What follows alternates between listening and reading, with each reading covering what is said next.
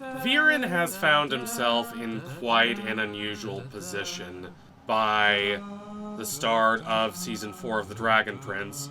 He was dead for years, and yet Claudia brought him back to life. And yet, how she brought him back to life is with the same morally compromised and quite ominous dark magic of Erebos that Viren is increasingly feeling skeptical toward. He devoted himself to Erebos. He believed that Erebos would give him the absolute clarity and certainty that he sought. And now he starts to understand that this isn't the case. I would call this a partial point of clarity. It is not quite the same as redemption, at least in the totalizing way that word is often used by the internet. No, but it is a point of understanding. He has realized that the values to which he has committed himself are futile. He has realized that his ambitions are not serving to provide him with any semblance of joy or contentment or happiness. He has sacrificed so much in order to pursue these grandiose, brilliantly abstract goals of saving humanity and stopping the threat posed by the elves. And all of that stress and all of that scheming has not resulted in any real material successes. It has not made the world a more peaceful and prosperous place, and it has not brought him the peace and complete restfulness of mind and spirit that he realizes that he sought. Instead, it has just thrown him into more turmoil and more suffering and more lamentation. And so he is at the start of Season 4 in this somewhat unsettling liminal space between the person that he has been and no longer wants to be, and the vague, enigmatic shadow of the person that he might yet become. If we are thinking in Avatar: The Last Airbender terms, as the Dragon Prince almost wants us to do, not simply because it was made by Aaron Ahas, the lead writer behind Avatar, but also because there are a lot of similar themes and ideas and iconography that the show is working with, then I'd argue that Viren is actually a much closer facsimile of the Zuko gradual transformation that takes place in Avatar than what we see with Soren, even though Soren is the obvious Zuko analog. Soren is not Zuko.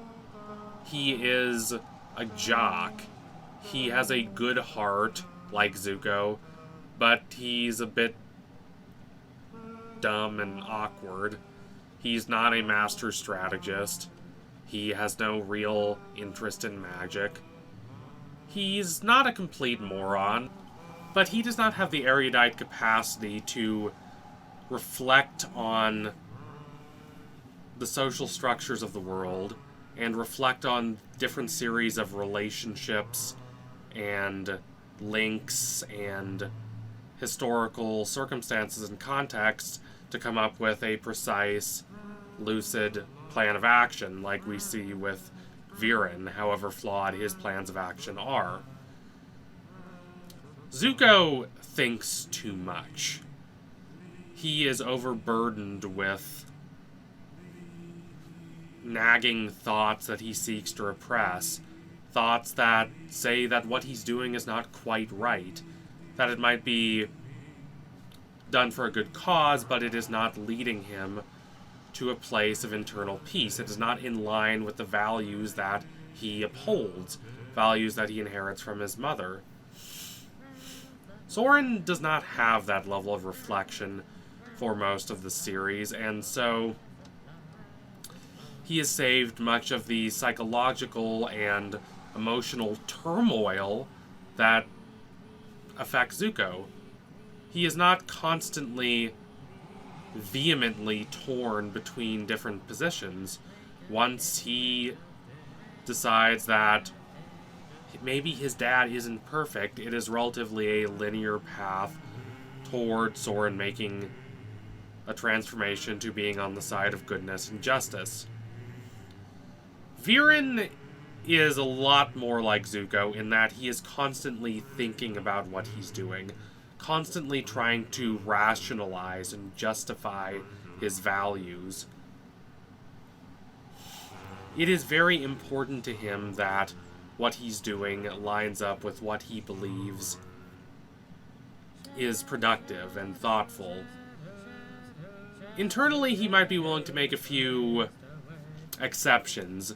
He might be willing to deviate a little from what he believes to be the absolute ideal path of justice, based on what he perceives of as pragmatic concerns. But it does matter to him a lot that he believes that he's doing what's right for himself and the world, and he constantly thinks about this. And yet, to move toward a complete renunciation of all of these ideals that he has justified and that he has rationalized would require the complete destruction of his old sense of self, the complete evisceration of the image of himself that he cultivated, and doing that is hard. So he is in this liminal state. I think of the Confessions of St. Augustine, who recognizes that his values that he's professed are false, and they have not led him to the kind of restfulness of mind and contentment of conscience that he seeks. And yet, he cannot quite bring himself for most of the confessions to do what he believes is right, to make that conversion. There is this wonderful passage, one of my favorites in the book, where he appeals to God to take away his sinfulness, but not quite yet. He can't quite bring himself to make that extensive change, and that's reasonable. It requires a complete destruction of the old conception of the self in the existentialist sense to make that change. So Viren hesitates. Think also perhaps of the Buddha, who recognizes that he does not want to be a part of this fancy, glamorous Indian prince life anymore, but has a lot of searching to do before he finds a path that ultimately works for him. What he arrives at is the middle path, a path between complete indulgence, like he was experiencing early in his life, and the life of complete renunciation that he for a time chose to lead. He finds a path finally that works to translate into action and into a basic ethos and philosophy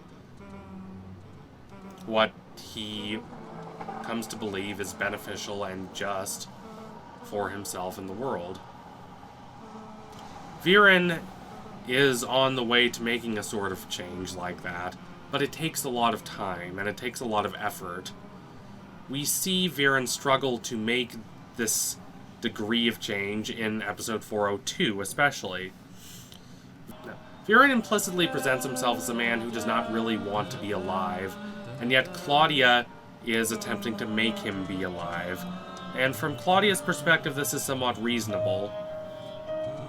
She has, after all, sacrificed these years of her life in order to bring her father back from the dead. And yet,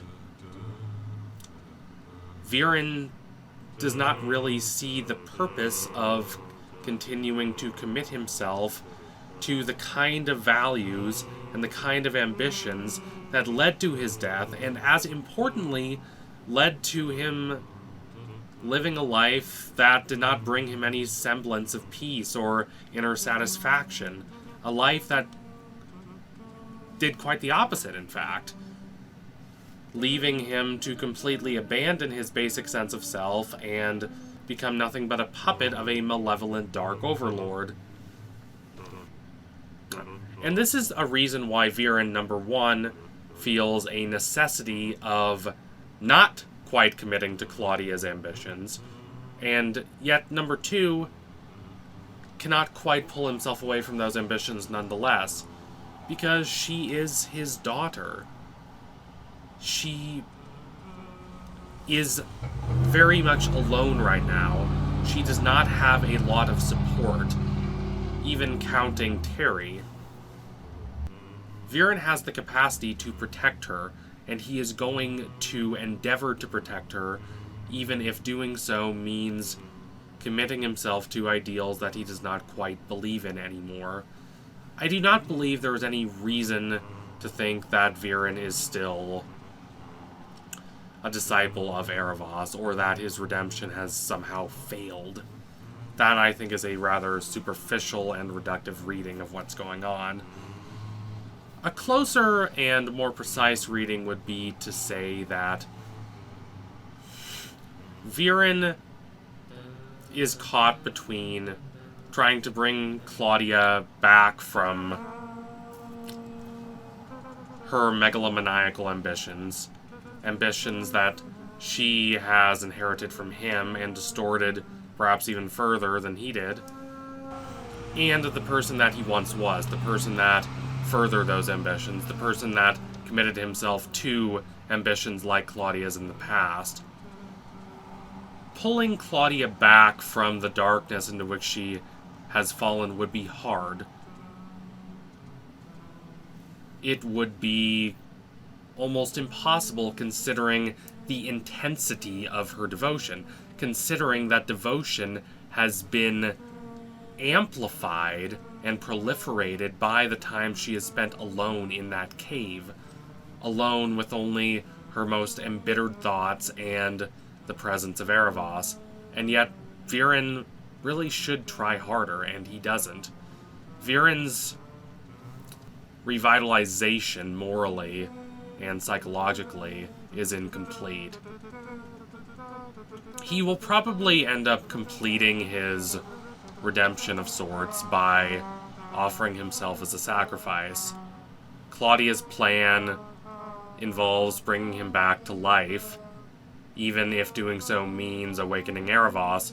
Perhaps Viren will stop the reawakening of Erebos by refusing to stay in this world and accepting death willingly. That could be interesting, as long as it's not played as this bombastic, histrionic, over-the-top heroic sacrifice. I don't want a simple repetition of what we saw in the original Star Wars movies. I want something a little more complicated, a little more nuanced and slightly unsettling, something that does not give you a complete feeling of sentimental, sugary catharsis. That would be more right for the show. I do hope that we get a few final scenes with Soren and Viren. They have never been particularly close, and in Season 4 we learn that, for certain, Soren would not be alive had Viren not brought him back to life with dark magic. Soren goes on this grandiose, heroic speech about how maybe magic isn't good, and Claudia sharply